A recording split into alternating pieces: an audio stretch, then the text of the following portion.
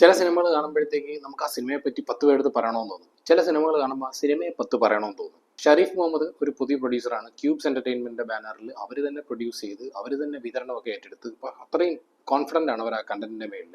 Writer director Haneef Adeni. അദ്ദേഹത്തിന്റെ previous വർക്കുകളൊന്നും എനിക്ക് അത്ര ഭയങ്കര എക്സൈറ്റ്മെന്റ് കൊടുത്തിട്ടുള്ളതല്ല. ഗ്രേറ്റ് ഫാദർ ആണെന്ന് തോന്നുന്നു അത്യാവശ്യം കുറച്ചുകൂടെ ബെറ്റർ ആയിട്ട് ഓടി എന്നുള്ളത്. അതിനുശേഷമുള്ള പടങ്ങളെല്ലാം ഈ പറഞ്ഞ കണക്ക് കുറെ മാസ് സീനുകളും കുറെ മേക്കിംഗ് സ്റ്റൈലുകളും ഗിമ്മിക്സും ഒക്കെ കൊണ്ടുവന്നിട്ട് കുറച്ച് ടെക്നിക്കലി സൗണ്ട് ആക്കി പടം സെറ്റപ്പ് ആക്കാൻ നോക്കും.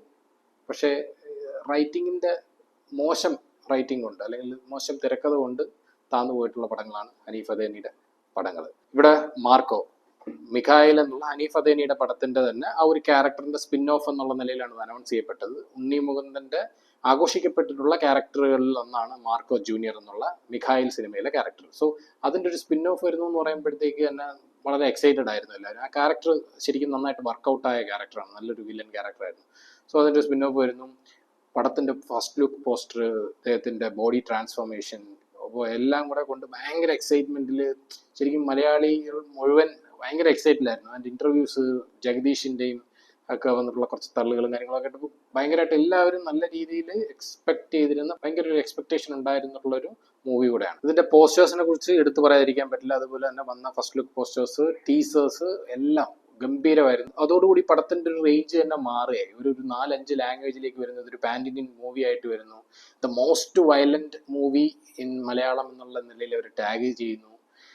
ഒരു ശരിക്കും പറഞ്ഞു കഴിഞ്ഞാൽ ഈ ഇയറിലെ മോസ്റ്റ് എക്സ്പെക്റ്റഡ് മലയാളം മൂവീസിന്റെ ലിസ്റ്റിൽ തന്നെ 1ാം സ്ഥാനത്ത് വന്ന ഒരു മൂവി കൂടെയാണ് മാർക്കോ. പടം തുടങ്ങുമ്പോൾ തന്നെ കാണിക്കുന്നുണ്ട് ഇത് മിഖായിലിന്റെ ആ ഒരു ക്യാരക്ടറിനെ മാത്രം എടുത്തുകൊണ്ട്, നമ്മൾ സാഗർ ഇലിയാസ് ജാക്കി കണ്ട പോലെ 20ാം നൂറ്റാണ്ടിൽ നിന്ന് ആ ക്യാരക്ടറിനെ മാത്രം എടുത്തുകൊണ്ട് ആ ക്യാരക്ടറിനെ ബേസ് ചെയ്തുണ്ടാക്കിയ സിനിമയാണ്. അല്ലാതെ ഇതിന്റെ ഒരു തുടർച്ചയോ അല്ലെങ്കിൽ ഒരു പ്രീക്വലോ സീക്വലോ അങ്ങനെയുള്ള സാധനങ്ങളോ ഒന്നും അല്ല എന്നുള്ളത് തുടക്കത്തിൽ തന്നെ കാണിക്കുന്നുണ്ട്. ടെക്നിക്കൽ സൈഡെല്ലാം വളരെ ബ്രില്യൻ ടെക്നിക്കൽ സൈഡാണ്. ശരിക്കും cinematography by Chandru Selvaraj, editor Shameer Muhammad, music ചെയ്തിരിക്കുന്ന രവി ബാസൂർ, നമ്മുടെ KGF-ലെ ഒരു ടയർ 1 ആൾക്കാർ തന്നെയാണ് ഇതിനകത്ത് വന്നിരിക്കുന്നത്. ലിറിക്സ് ബൈ വിനായക് ശശികുമാർ എന്ന് വേണ്ട അതിന്റെ ടെക്നിക്കൽ സൈഡിലും എന്തൊക്കെ ചെയ്യാമോ അതെല്ലാം നമുക്ക് ഒരു മലയാള സിനിമയിൽ ചെയ്യാൻ പറ്റുന്ന അല്ലെങ്കിൽ ഒരു പാൻ ഇന്ത്യൻ മൂവിക്ക് വേണ്ടിയിട്ടുള്ള എല്ലാ സെറ്റപ്പും എല്ലാ സംഗതികളും ഈ പടത്തിനകത്തുണ്ട്. ഉണ്ണി മുകുന്ദൻ ഇച്ചിരി ഇമ്മിനിയൊന്നല്ലേ ഈ പടത്തിന് വേണ്ടി കഷ്ടപ്പെട്ടിട്ടുള്ളൂ. പുള്ളി ഇതിന്റെ പ്രൊമോഷൻ വീഡിയോസ് വരെ പുള്ളി ഡയറക്റ്റ് ചെയ്തൊക്കെ ചെയ്തിട്ടുണ്ട്. പുള്ളി ഇതിനകത്ത് കോ പ്രൊഡ്യൂസർ കൂടെയാണ്.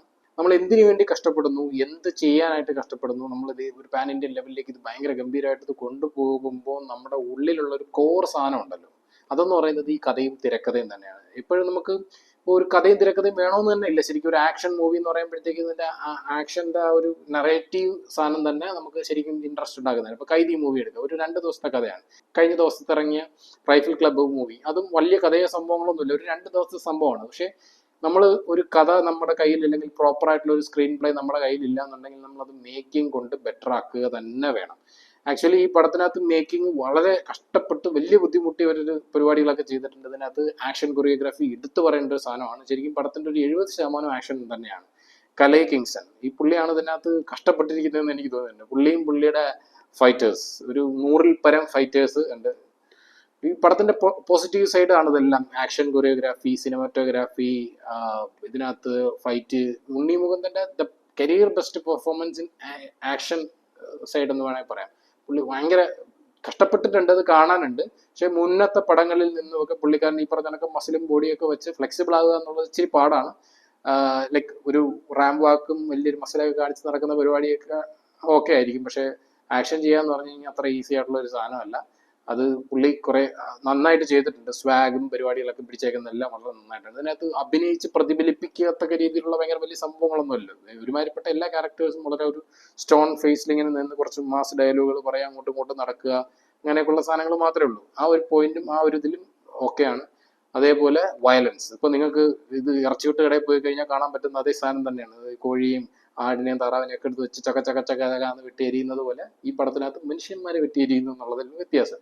സോ ഒരു വയലന്റ് മൂവി എടുക്കണമെന്ന് ഇവർ ആദ്യമേ തീരുമാനിച്ചു. എന്തായാലും റേറ്റഡ് ആയിരിക്കും എന്നുള്ള കാര്യം ഉറപ്പിച്ചു. സോ ഇതിനകത്ത് എത്രത്തോളം മാക്സിമം വയലൻസ് കുത്തി കയറ്റാമോ അത്രയും വയലൻസ് കുത്തി കയറ്റിയിട്ടുണ്ട്. അതാണ് നമുക്കൊരു ആവശ്യമില്ലാത്തൊരു സാധനം ഉണ്ടല്ലോ, ഈ ഇതിന് വേണ്ടി വയലൻസിന് വേണ്ടി വയലൻസ് എന്ന് പറയുന്ന ഒരു സാധനത്തിനോട് എനിക്ക് പൊതുവിൽ യോജിക്കുന്നില്ല. ഇപ്പോൾ നമ്മളൊരു മോസ്റ്റ് വയലന്റ് മൂവി എന്ന് പറഞ്ഞതിന് മുമ്പ് ഇന്ത്യൻ ഉണ്ടായിട്ടുള്ള മൂവി എന്ന് പറയുന്നത് കില്ലാണ്.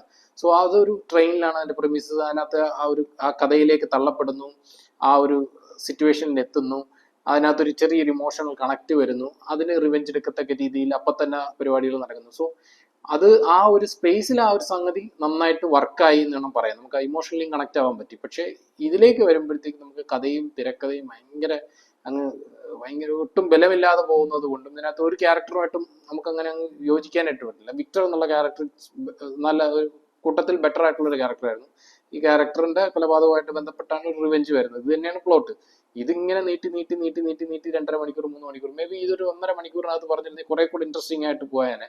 വയലൻസും കാര്യങ്ങളൊക്കെ കാണിച്ചോട്ടെ. ഒരു ഫസ്റ്റ് ടൈം ഇത് വരുന്നു, ഇന്റർവെൽ ഫൈറ്റ് അങ്ങനെയൊക്കെയുള്ള സാധനങ്ങളൊക്കെ ഗംഭീരമാണ്. ഇന്റർവെൽ ഫൈറ്റും ഇൻട്രോ ഫൈറ്റും ഇത് രണ്ടുമാണ് പടത്തിന്റെ ഏറ്റവും വലിയ പോസിറ്റീവ്. ക്ലൈമാക്സിനോട് എത്തുമ്പോഴത്തേക്ക് നമുക്കൊരു ചെറിയൊരു ആവശ്യമില്ലാത്ത സാധനം നമുക്കറിയാമല്ലോ. ഇതിപ്പം ഷർട്ട് വലിച്ചു കീറുന്നു, 6 പാക്ക് കാണിക്കുന്നു, പിന്നെ മറ്റേ സാധനം എടുത്ത് തൂക്കി വെച്ചിട്ട് റാറ്റിൽ ഫയറിങ്ങോ സാധനം എടുത്ത് വെച്ചിട്ട് ടക്ക അടിക്കുന്നു. ഇതൊക്കെ പോസ്റ്ററിൽ നിന്ന് തന്നെ മനസ്സിലായത് ഓക്കെ സാധനം ഇതാണെന്നുള്ളത്. അപ്പൊ അതിന് വേണ്ടിയിട്ട് വില്ലന്മാർ ഭയങ്കര ശോകമായി പോയി. ശരി, ജഗദീഷിന് നല്ല ബിൽഡപ്പും നല്ല കാര്യങ്ങളൊക്കെ കൊണ്ടുവന്നെങ്കിലും ആക്ച്വലി ഒന്നുമില്ല, നമുക്ക് ഒരു വലിയ പവർഫുൾ സാധനമൊന്നും കൊടുക്കാനില്ല. അതേപോലെ ജഗദീഷിന്റെ മകന്റെ റോളിൽ വന്നത് അഭിമന്യു തിലകനാണ്, ഷമ്മി തിലകന്റെ മകൻ. സോ പുള്ളിക്കാരൻ ഇതിനകത്ത് വളരെ വീക്കായിട്ടുള്ള ഒരു വില്ലനാണ്. തുടക്കം തൊട്ട് മസലും പിരിപ്പിച്ച് അങ്ങോട്ടും ഇങ്ങോട്ടും നടക്കുന്നു, അസിഡിയിട്ട് കൊല്ലുന്നു എന്നൊക്കെ പറഞ്ഞ് കാണിക്കുന്നുണ്ടെങ്കിൽ നമുക്ക് ഈ വില്ലന്മാരെ കണ്ടാൽ നമുക്ക് പേടി വരണ്ടേ? അങ്ങനെ വരുന്നില്ല.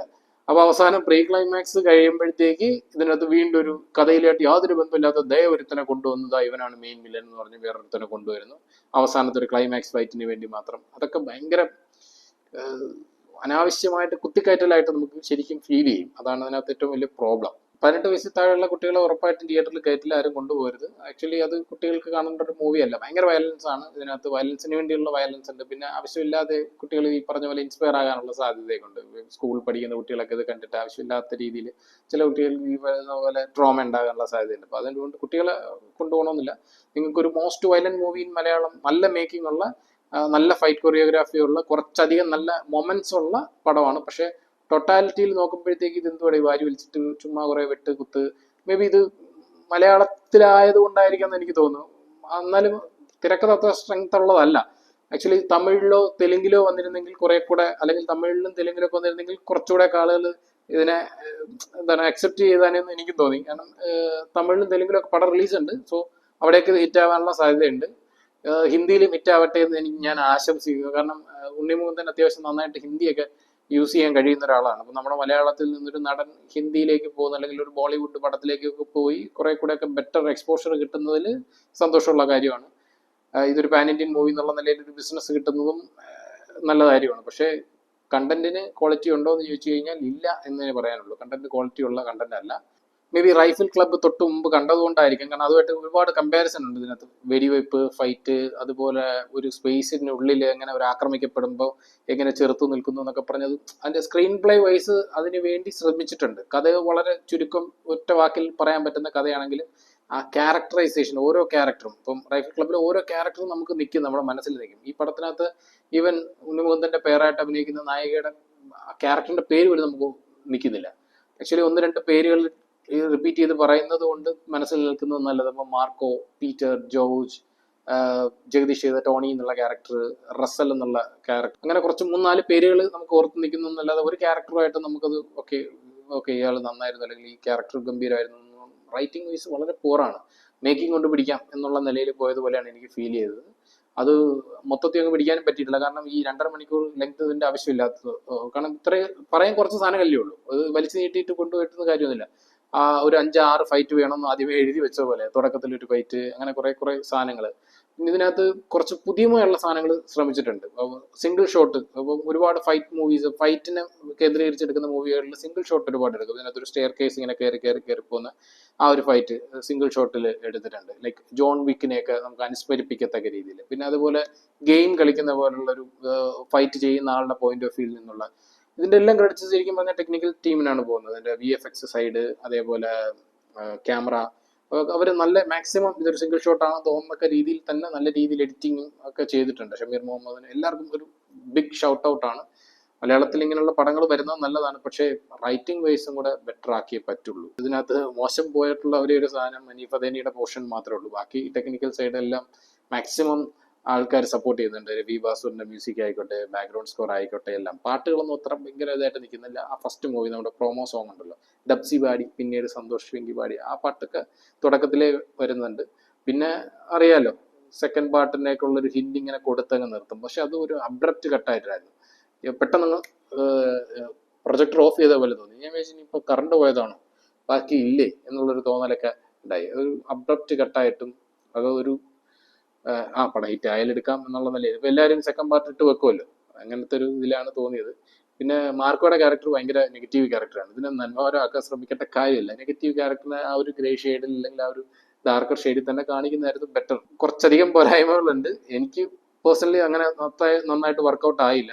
ഞാൻ ഡാർക്കർ മൂവീസ് കാണുന്ന ആളാണ്, ഫൈറ്റ് ആക്ഷനും ഒക്കെ ഇഷ്ടപ്പെടുന്ന ആളാണ്. പക്ഷെ അതിന് നമ്മൾ കുറച്ച് കണക്ഷൻ വരണം.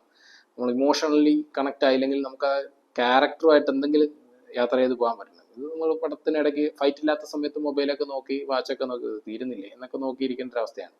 ഫൈറ്റ് പോർഷൻസ് മാത്രം നമുക്ക് സ്കിപ്പ് ചെയ്ത് കാണാനുള്ള ഓപ്ഷൻ ഉണ്ടെങ്കിൽ അങ്ങനെ കാണുന്നതായിരിക്കും നല്ലത്. പക്ഷേ തിയേറ്റർ എക്സ്പീരിയൻസ് കൊള്ളാം കേട്ടോ. സൗണ്ടും ഫൈറ്റും ഒക്കെ ആയിട്ട് നിങ്ങൾക്കൊരു രക്തം തെറിക്കെ ഇറച്ചിവിട്ടയിടയിൽ ഇരിക്കുന്ന ഒരു ഫീലിൽ നമുക്ക് ആ പടം കാണാം. പക്ഷേ ഇമോഷണലി ഒന്നും കണക്ട് ആവാൻ പറ്റില്ല. ഇത് വർക്കായാൽ വർക്കായി എന്നുള്ള നിലയിലാണ് ഇരിക്കുന്നത്. പക്ഷെ നല്ല പ്രൊമോഷൻ ചെയ്യുന്നുണ്ട്. ഒരുമാതിരിപ്പെട്ട എല്ലാ ആൾക്കാരും നല്ല രീതിയിൽ സപ്പോർട്ട് ചെയ്യുന്നുണ്ട് പടത്തിനെ.